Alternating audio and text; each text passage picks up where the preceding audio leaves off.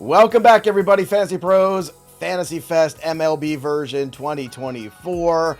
Knocking at the door right now is Chris Towers from CBS, one of our favorite folks in the industry. We're going to talk about building the perfect bench. We're going to talk about how do you do that in certain formats, certain leagues, hitters versus pitchers. Can you have too many pitchers? I don't know. I think the Yankees are asking themselves that question. Probably the answer is we need more pitchers. That's probably what we're going to get at. Before we get to all of that too, we're still taking your questions. Don't forget, drop your comments, your questions below, because you might win some free stuff. We're giving away a 1-year free premium upgrade to Fantasy Pros, which is amazing. You can use it all through baseball season, all through football season. We're also giving away that Trophy Smack belt too, which is incredible. That looks pretty amazing. So we're giving away all these fun things for you. So make sure you subscribe to Fantasy Pros MLB. You drop your comments below. You ring the bell till it goes ding. You do all those things and you get free stuff. Also, Chris Towers, you love free stuff, right? Come on. Who doesn't love free stuff? Who loves free stuff? Yeah, absolutely. You forgot an important free thing. There's one more. What? There's one more. Another free thing? What is that? Make sure that you go to youtube.com/fantasyprosmlb, subscribe to the YouTube channel, because not only if you subscribe and make comments, can you win things. If we, I don't remember you saying this. If we get to 17,000, which we are like right there on opening day of leading off, Joe and I are wearing wigs and mustache. It's a mustache wig show for the opening show of leading off. If we got to 17,000, we are like right there. I don't know if everybody in the chat. We're doing it opening day. I didn't get the memo that we were doing this opening day. Yeah. So we got to order the wigs quick. Actually, we're going to have to order some wigs and some mustache. We're at 16.9, so we are right there. You just draw a mustache on. I could just I'll keep this probably like what we do. But Joe, like what kind of wig do we get? Last year we did mustaches, Towers, when we hit 14,000. And I got to tell you, I was kind of surprised how goodly it looked. Like, it looked kind of decent. I've done the mustache, but the problem is if I get rid of the beard, my wife gets mad. She doesn't like love the way my face looks without a beard. And so I have to keep the beard around or else I get in trouble. You have a great beard. Your wife should love your face no matter how it looks. I feel like that's the whole deal. Look, my wife's the opposite. She hates the facial. This is a problem. I'm going to get complained about like tomorrow. So sad. All right, let's get to building the perfect bench, gentlemen. Welsh, why don't you take it from here?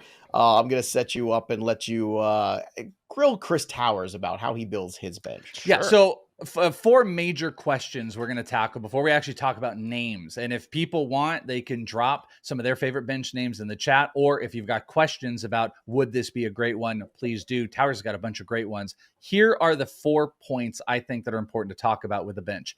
First, positional balance. Hitters, pitchers. What does that look like in your construction? Do you even care about that balance? Positional as far as like, I got to have one outfielder, one type of infielder. And what is the balance of pitchers versus hitters? I think it depends on what your approach tends to be during the regular portion of the draft, right? Like for me, I tend to take 2 pitchers within my first 5 rounds. Then I kind of ignore the position until the double-digit rounds. And then I take a bunch of upside guys in, 12 through 23. And so when I do that, I do tend to want to focus more on pitchers. And I tend to, if we're talking 6 bench spots, I usually go 4 pitchers, 2 hitters. Obviously, it depends what I did before that, because sometimes I'll take, I'll wait a while to get my utility and I'll feel a little weak about some of my bench bat or my starting bats. Then I'll focus a little more, but it's almost never 4 hitters, 2 pitchers. It's usually at least 3-3, generally 4 pitchers, 2 hitters, just because you want as many bites at the apple for starting pitcher as possible. I think that's the biggest, and relief pitcher too. If I'm taking Mason Miller or Robert Stevenson or whoever who isn't actually a closer, then I want multiple opportunities to get a guy who becomes the guy. So, and that leads into part 2 is speculative saves. Let's say you've gotten 2 closers, maybe you have a third.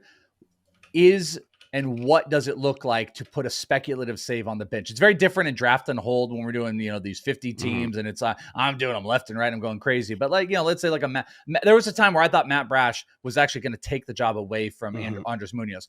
Injury's been a little bit of a problem. He's been out in camp though. I think he can be back a lot sooner. A guy sitting like that, are you willing to put and what's the percentile of you putting a speculative save on the bench in one of those pitching spots? Like, who does it have to be? I would say it usually happens if Mason Miller falls far enough, he's going to be that guy. Although now I think he's probably getting pushed out of the reserve round range. I think last week when I was looking at him, his ADP was like 250. I would assume it's only gone up from there. And so, yeah, there are a handful of guys. Ryan Kerkering is another one where we don't really know who the Phillies closer is. It could be him. He could be a lights out option. So there are definitely opportunities for speculative saves. Hector Neris being one of them. David Robertson. Aroldis Chapman right now, actually, I'm not even sure he should be a reserve round. He might just be someone that you kind of have to take 22nd round just in case David Bednar's not ready for the season. So you're saying you would grab him later? Thank you. Am I missing something? Yeah. Go check his Instagram. Did you not see the Instagram story of Aroldis Chapman this morning? Yeah, I did not. Oh, well, Chris Towers, at some point live here, I'd like you to Google that, and I'd like you to watch it so we can get your live reaction. Listen, Chris, the whole story is a handful. So I just be careful. Chris Towers, I want you to Google it. I want your live reaction. I'm sure you can find it on Twitter. I did. And is it still up? Is this something that's been deleted? No, I don't think so. Okay. I would just Google Aroldis Chapman story, and that's how I found, because he was trending, and then all I saw was the reactions to why, and people telling me not to watch it, which of course only made me want to watch it more. While you're Googling that, I wanted to ask you about Mason Miller, who you mentioned. I keep saying that the best way for the A's to manage him, to keep him healthy, is to make him the closer and roll with him. You're not going to be saving back-to-back games. You're the Oakland A's. You're not going to win that many games. And on top of which, give this guy clean innings. Let him know exactly how he's preparing. You don't want him up and down a million times. To me, that is the way to go with Mason Miller. Do you agree that that should be his path in 2024 with Oakland? Yeah, I mean, there was a quote, I think from their manager like 2 weeks ago, something like, he's not going to be the closer right away, right? We want to ease him in. We want to give him, a 2-inning opportunity here and there and make sure that he's comfortable.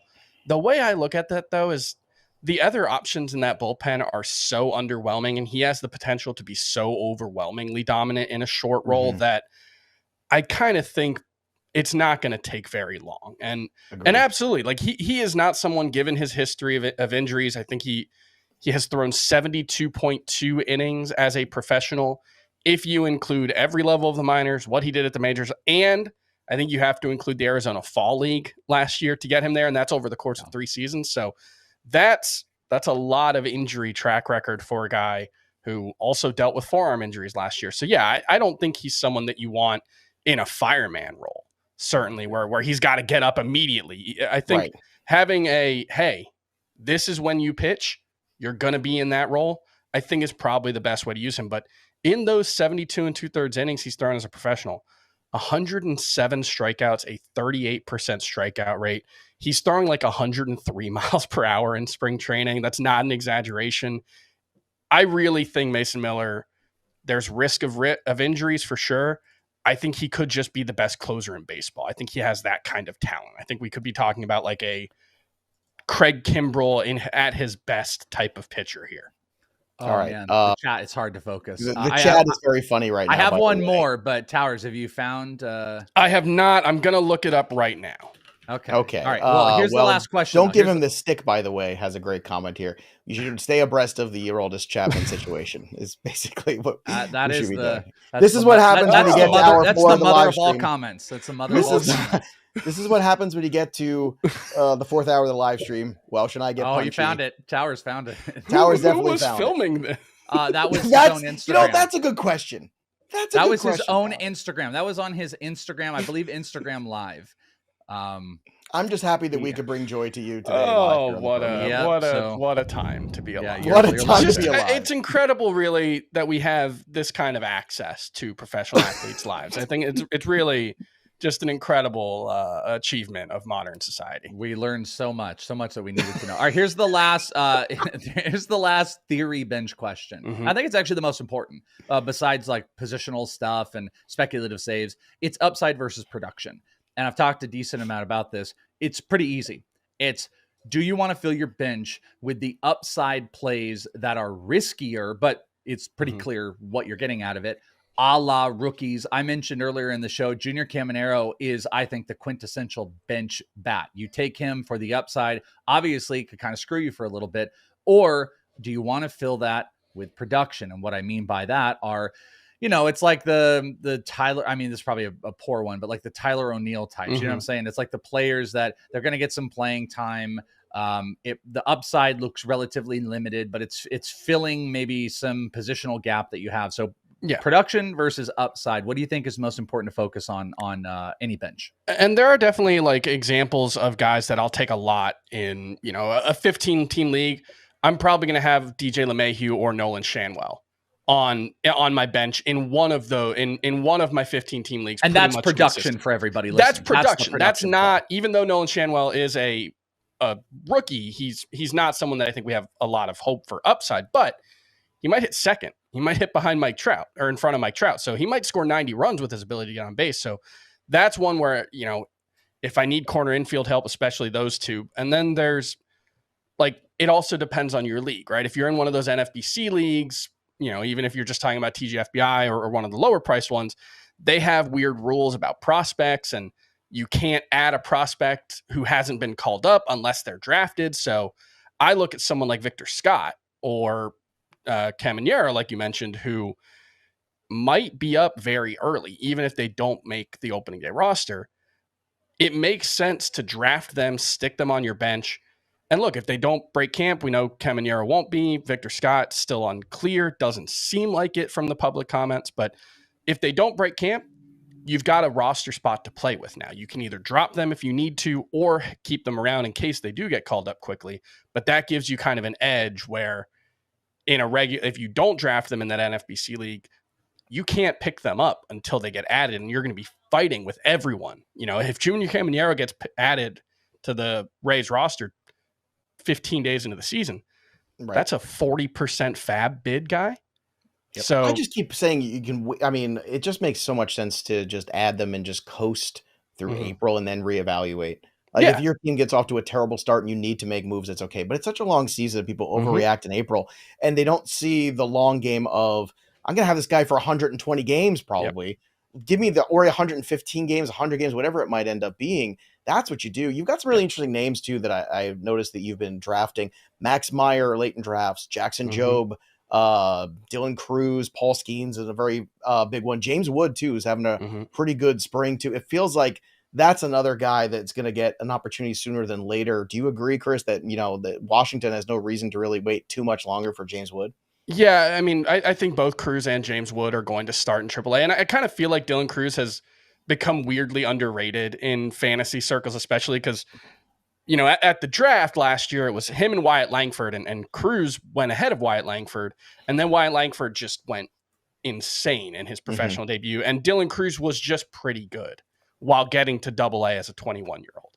And then James Wood is having this incredible spring, and everyone's just kind of forgotten that Dylan Cruz 8 months ago or whatever was considered the better one of those three, and all of a sudden he's kind of the forgotten guy. So I do think all those guys you mentioned, Jobe, Cruz, Paul Skeens, James Wood, you've got to be in kind of deeper leagues to really justify stashing them, just because like in a 12-team league, there are enough good players in the reserve rounds that I don't think drafting those guys makes a ton of sense. But in a deeper league where that difference-making upside really matters, I do think any of those top prospects who's on Jordan Lawler, I'll throw that one out there for Welsh as well. I think any of those guys is worth stashing on your bench. Probably not two. So you got to pick one of your favorites. Junior Caminero would be a great one, but yeah, I think there's a lot of room for value. I want to talk about some of the guys too that, some of the older guys in a second too. But first, I just want to remind everybody, don't forget, sync your leagues over on FantasyPros. It's free to do. We've been telling everybody all show to do it. Scott Pianowski at Yahoo's telling you to do it. Everyone's telling you to do it. Sync your leagues. You can set all your lineups from the FantasyPros app for all the different sites just in one place. That saves time right there. But in terms of your drafts that are upcoming tonight, tomorrow, this weekend. Joe, how about this? Yes. Listen, I didn't mean to cut you off. Listener, Jesse, in the comments said, my draft starts in 20 minutes. This was 10 minutes ago. I have the 10th pick in a 12 team. I've done no research. Who should I target? Here's who you should target. Sync. The league sync And you will have suggestions for every single pick, Jesse. Get the cheat sheets. Make your own cheat sheet. Or if you don't have time, obviously it's 20 minutes away and you waited like Jesse and you didn't study for the test, this is what you do. You go and use the Welsh cheat sheet, the Joe cheat sheet, the Chris Towers cheat sheet, or the combination of all of us, and you go in there and you feel like you're crushing your draft. So it works effortlessly with all of the different software out there too. So make sure you're syncing your leagues, that you're ready for your drafts. It doesn't matter if you're doing it on CBS, on Yahoo, any place. It's the perfect way to prepare for all your drafts. Use Draft Wizard. You can run a million drafts. Again, run the simulations, do the mock draft lobby too. FantasyPros.com/draft wizard. Dominate your drafts like a pro, or just download Draft Wizard. The app is what the kids like. The kids like the apps. I want to talk about some old farts for a second. Justin Turner, Mitch Garver, Brandon Drury, Heimer Candelario. These are all guys hitting cleanup, going post 200 in drafts. I just did a whole thing about all of these guys. We always tend to like run for the young players at the end of drafts, but what about some of these old farts hitting cleanup that I feel like we're kind of taking for granted? They're just kind of, floating around there, and they're all going to be relatively productive in 2024. Yeah, I've got like Josh Bell, another one who's probably going to hit cleanup or right around there for the Marlins. Tim Anderson might hit second for the Marlins. I like Tim Anderson a ton this season. Last year, sprained his knee, I think, on the 11th day of the season. He was hitting like 318 with 5 steals in the first 10 games. And then he came back early from that knee injury and was just never right. I do think Tim Anderson's a good fit for the ballpark. He's a good fit for the club. He's going to play every day. I like Tim Anderson very much as one of my late round picks. Ty France is another one of these guys who's gone to Driveline. He added, I think the quote was like he added 3.5 miles per hour to his swing. He's hitting the ball harder than he ever did. Really bad season last year, but he was a really solid source of runs and RBI at a cheap price. He's super cheap now. I think the ADP is like outside of the top 400 or right around there. So Ty France is someone that 336 now on the Fantasy Pros consensus. So that's a guy who I really like drafting. Still had 80th percentile max exit velo last season. Still going to have a pretty good spot in that Mariners lineup. So he's definitely one of those guys. Mitch Garver on the Mariners as well, I think has some bounce back potential. Garver, we were doing our all sleeper team, Chris, and I said Garver, Candelario, Turner, Drury, like all these guys are hitting cleanup. Does anybody care but me? Because it doesn't seem like, because in every draft they're just there, and I'm just sweeping these guys up and putting them on my roster because they're major league talent. They're proven. They've been there. They've done that. Welsh, do you have a favorite old fart that you like to stick on your bench? Candelario. No. Of all the, I mean, these are all great names. Yeah, all these guys are really great names. Candelario, if he's on my bench, it's a cheat. That's great. I think he's like the quintessential corner infielder. But if you get that spot to put him on your bench, he's the guy. The ballpark factor through the roof, playing time locked in, 25 homers with guys that are aggressively running in front of him. I told you earlier, if whether people are watching the individual videos, watch live, missed it, whatever. I said a bold prediction is Elly De La Cruz leads the league in stolen bases this year. That's a guy that could be hitting in front of Candelario. So the RBI opportunities are high. It's pretty solid batting average. Candelario is a cheat code if he's a bench player for you, and that's the one that jumps out. But like, I think more realistically, like Ty France is a great one. Josh Bell, I think, is like a really solid one as well. I think everybody's given up on DJ LeMahieu, but like he's going to hit leadoff in front of Juan Soto and Aaron Judge for as long as Aaron Judge is around. He might score 110 runs if he just hits 275. Like I don't know if anybody's going to come for him. The talk the entire offseason was, as long as DJ LeMahieu's healthy, we want him hitting leadoff, and that's what's going to happen for the Yankees. So I think he's someone who is really undervalued, especially if you're looking for help and runs. It's kind of easy. Eno at the end of the last segment mentioned it's easy to forget about whip. I feel like a lot of people forget about runs as well. And you'll have these drafts, 100%. You'll have these builds where someone finishes 9th in home runs and 11th in RBI and like 6th in runs because they just didn't think about it enough. So LeMahieu is someone who I am targeting in a lot of my drafts as a bench piece. I feel like LeMahieu is a good bench piece. I also feel like if he doesn't perform, it's like a 60-day trial, I think. Sure. At most. And I think you could see if Volpe shows you the kind of player he was at AA, then all of a sudden maybe Volpe could be that guy too. That's why I think Welsh and I like him. I want to talk about a pitcher that I'm drafting a lot of, just on principle. on a lot of my benches, and it's Aaron Civale, which is funny because not a pitcher that I ever really drafted before, but anytime the Tampa Bay Rays decide that they're going to go out and sign a free agent pitcher, I pay attention. I've been doing it the last couple of years, and I got to say, Chris, it has not failed me very often. Zach Eflin, very similar profile. A guy that's hovering, a little under Caper 9, like not quite where you want it to be, ERA around 4. He always has these little tiny moments and flashes, right? He goes to Tampa, breaks out. Is Civale the next guy that we should be stashing for that same reason, that Tampa Bay Rays organization just gets their claws in somebody, and the next thing you know, they turn them around and get the best of them? We saw a little bit of it last season. I mean, obviously the ERA, especially when he got to the Rays, was pretty ugly. 5.36, 1.37 whip, but the strikeout rate jumped up in a big way. I think it was like right around 30% when he got to the Rays. And so that's an organization that, it does feel a lot like Zach Eflin, where he's kind of worked through a bunch of different versions of who Aaron Civale is. Some of them have been more successful than others, but he's got a deep repertoire. And so they're going to be able to identify which pitches work best in which situations, and I think optimize that. So I do think Civale, he's not someone I find myself drafting a ton, just because there's always someone else in the room who is even more excited about him. But I think he's in that discussion for sure. Two pitchers you put on your list, I think, are really fascinating, complete polar opposites that I think are great bench options. I saw someone very, very earlier in the chat mention this player, Jared Jones. When you talk about upside, you want an upside play, Jared Jones is one of those. And Erick Fedde, I don't want to call him the production guy because there's upside. And I talked to Scott White just the other day. Obviously, you talk to him every day. He's very big on what Fedde did in Korea. So Fedde, Jared Jones, these are two guys you pinpointed on the bench. Give us some little quick breakdowns on them. I mean, Jones throws about as hard as anybody in baseball. He's got, I believe, a really hard cutter as well. The stuff should be really good. It's just about keeping the walks down. I think Joe Boyle on the A's is a very similar situation, where probably has an inside track to the rotation. Boyle has kind of melted down the past couple of starts, but I think both Boyle and Jared Jones have big strikeout upside if they can just keep the walks to 4 per 9, just normal bad walk rate as opposed to disastrous, we cannot play you. Edward Cabrera, very similar guy before the shoulder injury, obviously.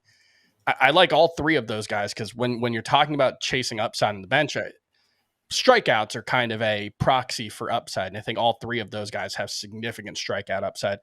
Fedde, the numbers in Korea, I know Korea is probably closer to a AA talent level, but I think he won their Triple Crown for pitching. I think he was the MVP of the league in the 1 year he spent there. Former first round pick, former top 100 overall prospect, reworked his repertoire, or I think at Tread Athletics, the same place Cole Reagans went to last offseason.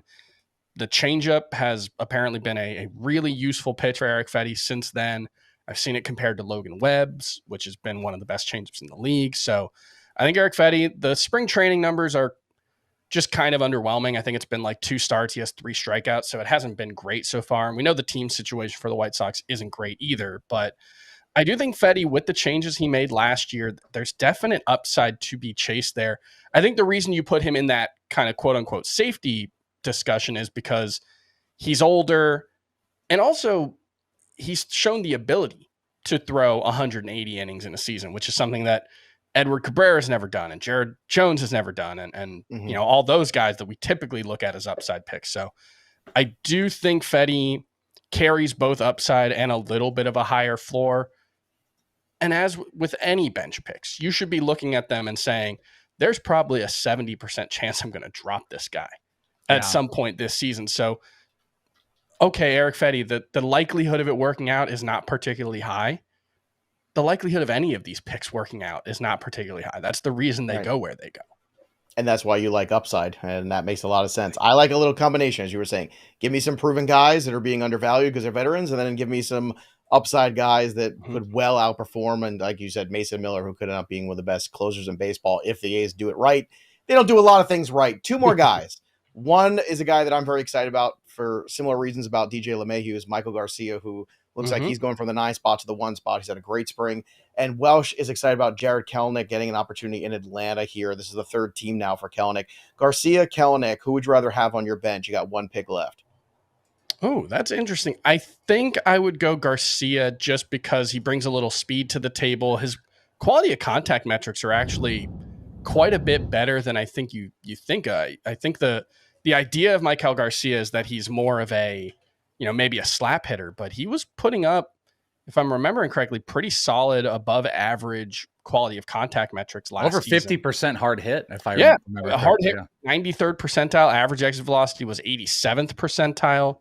So yeah, I think there's not just stolen base upside, which I think there is 30 steal potential there, but maybe he could be someone who adjusts his swing and gets to, the 15 homer range, and could be, I think, very similar to a Bryson Stott. Maybe not as much batting average upside, but the home runs and RBI and steals and runs probably could be pretty similar if he's hitting at the top of the lineup. Chasing guys at the tops of lineups and in the middle of lineups when you're late in drafts seems like a good practice when building your bench. Chris Towers, one of the best there is from CBS. Make sure you go and you follow him and all of his work over at CBS. Just a tremendous job as always. You can follow him on X at CTowersCBS. I promise I won't recommend any other weird Instagram stories for you the rest of the day, Chris. I'm going to let you have the rest of your night yourself. We are going to take a very quick break, but when we come back, it's mock draft time. Bogman joins us. Kelly Kirby, the Wonky Penguin, joins us, and all of our Discord users are joining us as well. We're going to have some fun with a mock draft action. Don't go anywhere. More Fantasy Fest coming at you right after this.